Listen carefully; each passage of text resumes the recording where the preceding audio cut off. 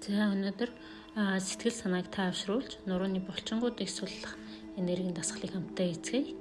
За энэ дасгалыг орой унтахынхаа өмнө эсвэл сэтгэл санаа тавгуурхсан үед мөн орой ажлаас ирсний дараа маш их ядарсан байдаг штэ. Тэр үед хийхэд бол тохиромжтой байдаг.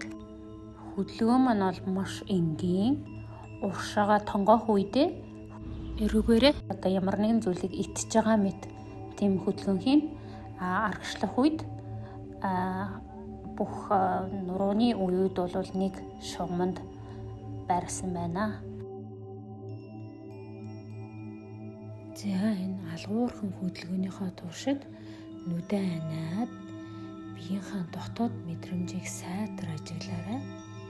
Биеийн аль нэг хэсэгт илүү сонголт өгмөр юм шиг мэдрэмж төрөх юм бол яг тэндээ зогсож жагаад 1-3 удаа гүнзгий амьсгаа аваад тэгээд хөдөлгөөний үргэлжлүүлээрэй.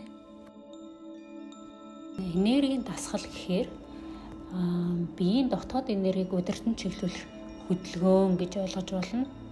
За тэгэхээр энерги гэдэг нь бол мөнхийн хөдөлгөөн тийм ээ. Эрчис, давтамж, долгион шүү дээ. Энэ хөдөлгөөн маань энерги талаас нь харах юм бол ийм давтамжит тойрог хөдөлгөөнөөр энергийн хүрдүүдийг идэвхжүүлж давтамжийг бол нэмэгдүүлж өгөх ийм зорилготой байгаа. Уламжлалт ангаах ухааны өнцгөөс нь хэлэх юм бол ерөөсөө 10 гол хийн судлалын дагуух хийн урсгалыг дэмжиж өгч байгаа. За мөн төв мэдрэл буюу одоо тарих нугасны үйл ажиллагааг бол сэргээж өгнө.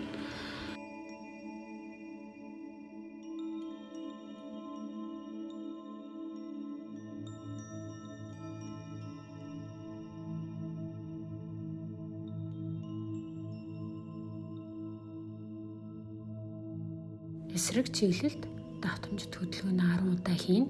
За энэ хөдөлгөөнийг хийхэд хүзүү, хоолой бол харьцангуй идэвхтэй хөдөлгөөн хийж өгч байгаа. За мөн түнчлэн энэ маань толгойн оройноос нурууны гол даган байрлах энергийн 7 хүрдний маань давтамжийг нэмэгдүүлж өгнө.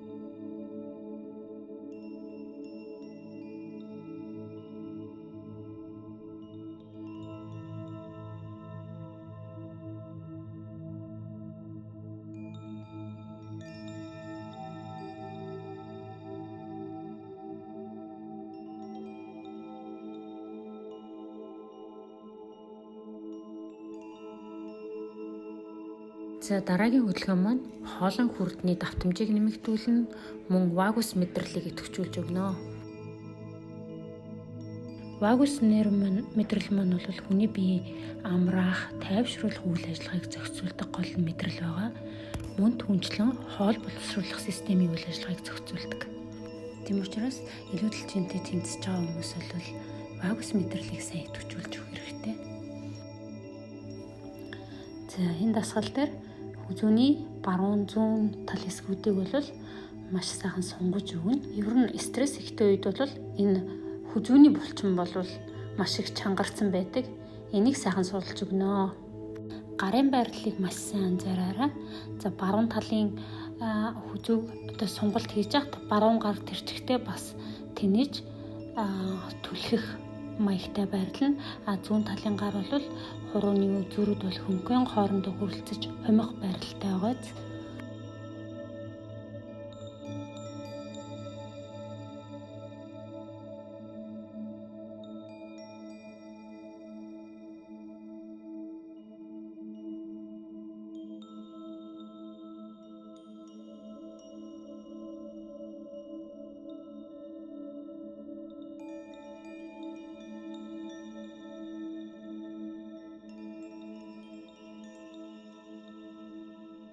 Дараагийн хөдөлгөөн маань гарын байрлал бол өмнөх хөдөлгөөнтэйгээ яг адилхан.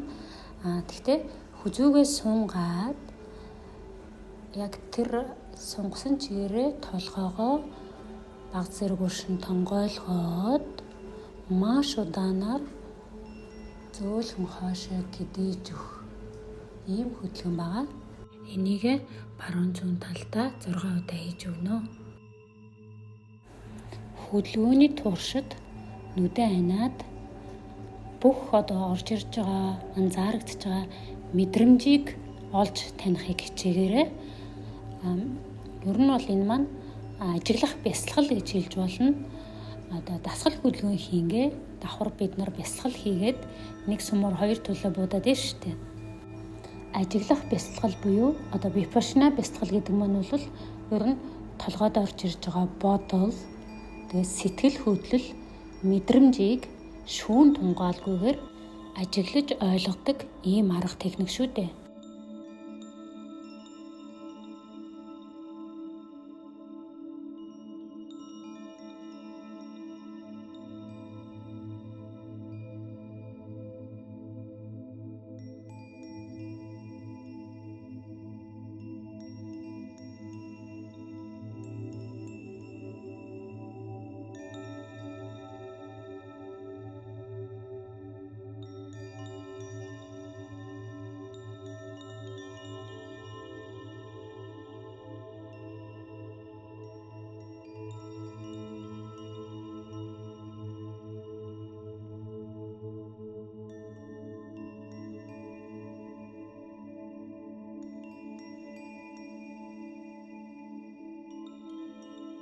Дараагийн хөдөлгөөн маань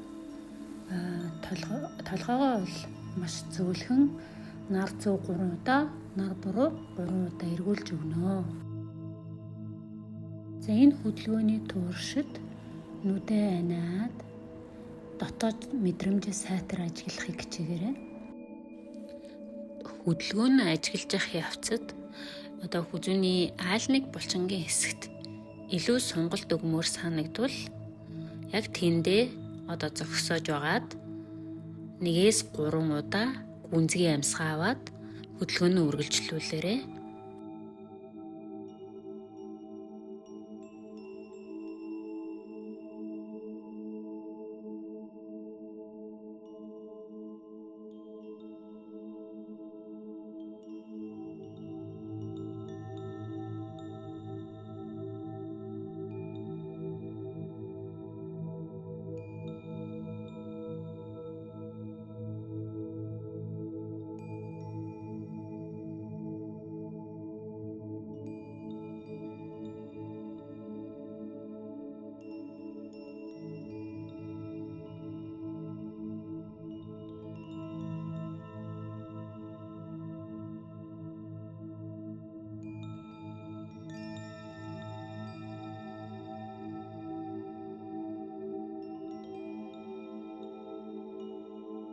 Дараагийн хөдөлгөөн маань үндэс хүрт болон хувилгаан хүртний давтамжийг нэмэгдүүлж өгнө.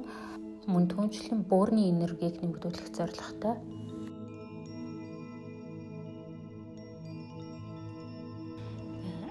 Ерөнхий хөдөлгөөний маань зарчим бол өмнөхтэйгээ адилхан. Нүдээ ханаад мэдрэмжээ ажиглана. Зарим хэсэгт илүү сонголт тиймэр санагдвал зогсож байгаад хөдөлгөөнөө зогсоож байгаад 1-3 удаа гүнзгий амьсгаа аваад тэгээд хөдөлгөөнөө үргэлжлүүлээрэй.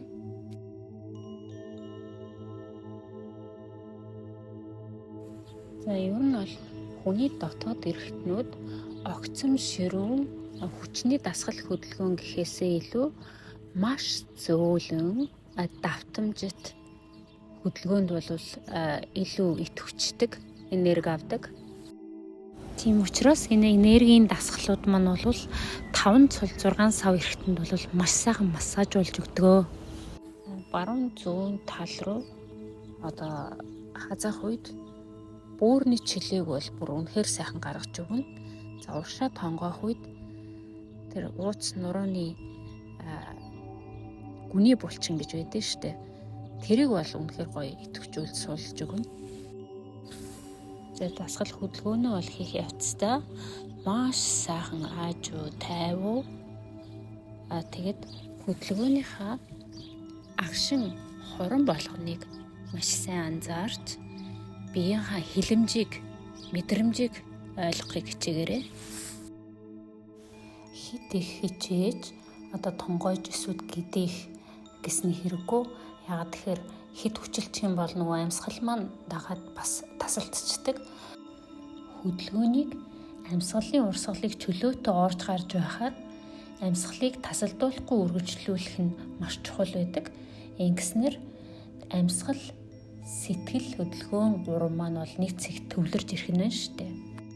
Нөгөө талаасаа энэ маань аажуу тайвуу хөдөлгөөнөө дагаад амьсгал маань аяндаа уртцаад ирнэ. Мөн нөгөө толгой бөмбөрдөд исэн олон бодол, сэтгэл маань уужраад, удаашраад ирнэ. Энэ энергийн дасгалыг ер нь олон улсад бол effortless movement буюу хүчин чармаалтгүй хөдөлгөөн гэж нэрлэдэг байгаа. Бас заримдаа meditation in motion буюу хөдөлгөөнд дундах бясалгал гэж ч бас заримдаа нэрлэдэг.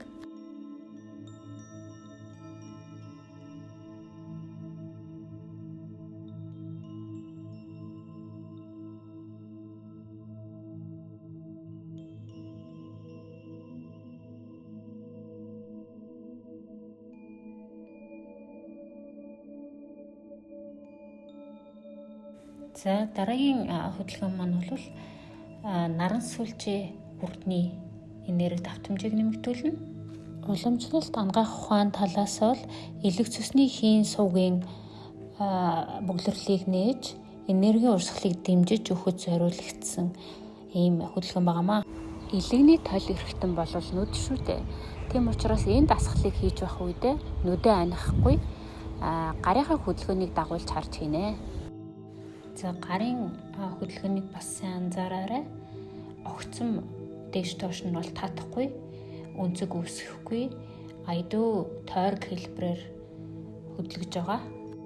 За баруун талдаа энэ давтамжит хөдөлгөөнийг хийж явахд бол элэг цөсөнд бол маш гоё массаж болж өгнө. Зүүн талдаа хийх үед бол дэлүү, ходоод зам нойр булчрахын бол үнэхээр сайхан массаж болж өгнө.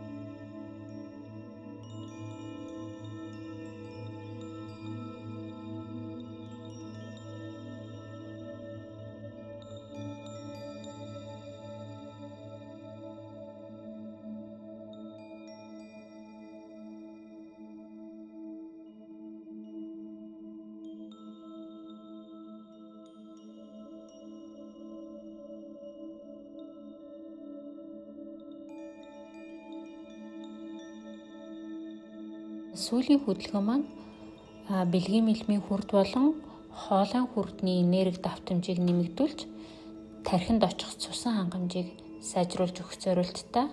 Хөдөлгөөний хувьд хамгийн ихэнд хийгдсэн дасгал хөдөлгөөнтэй төстэй боловч энэ удаад зөвхөн хүзүү хөдөлнө. Урагшлах үед эрүүгээрээ баг зэрэг юм итгэж байгаа мэт хөдөлгөөн хийгдээд аргачлах үед бол нуруу болон хүзүүний үед бол нэг байралд ирсэн байна. Хүзүүний энэ 7 үеийг тогтмол дасгалжуулж өгснөөр бол хүзүүний мэдрэл дарагдсанаас үүдэлтэй маш олон асуудлуудаас урьдчилан сэргийлэх боломжтой байдаг. Мөн парасимпатик мэдрэлийг идэвхжүүлж сэтгэл санааг бүрэн тайвшруулж өгнө. Хүзүү хоолойны булчингуудыг бол маш сайхан сулж өгнө. Ялангуяа өнөө цагт бол компьютер утаснаас маш их хамааралтай болцсон өнөө үед бол өдөртөө ядаж 2 удаа энэ хөдөлгөөний дасгалыг бол хийчих жоох хэрэгтэй.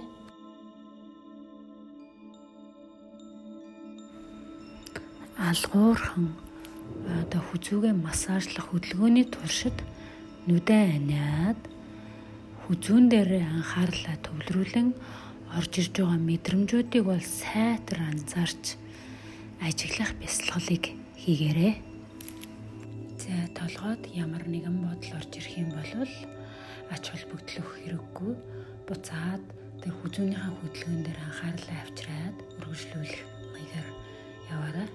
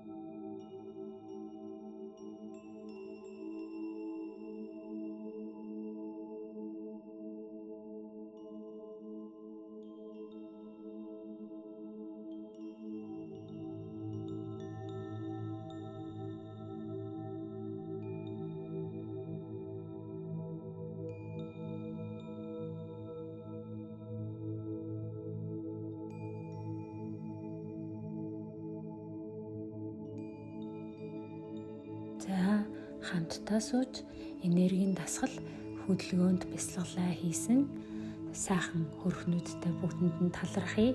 Эрүүл их саруул сайхан бүхэн орших болтугай. Дараагийн цуврал дасгалуудыг хүлээж авч үзэхээр бол YouTube дээр минь subscribe хийгээрэй. Мөн Facebook хаяг руу минь орж дасгалуудаа хүлээж авч үзэж болно.